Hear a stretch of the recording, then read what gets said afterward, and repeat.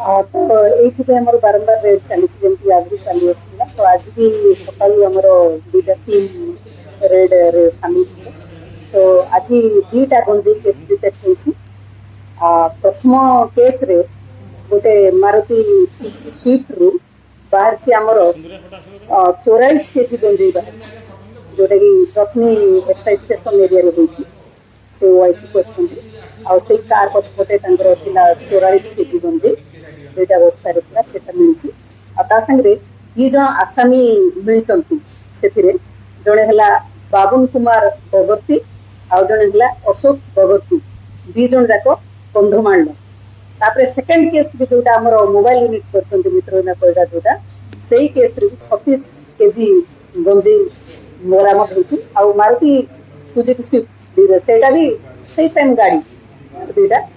तो से दी जन आसामी आमर अच्छा गोटे है प्रतीक कुमार जानी आ गोटे है वरुण बगर्ती और से दी जन जाक भी कंधमाल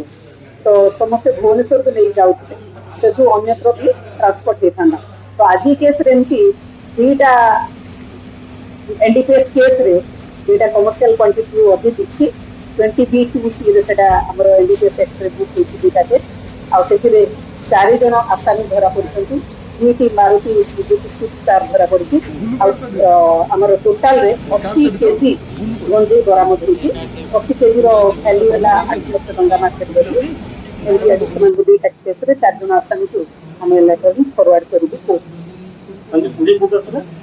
गंजे कंधमाल आसूला।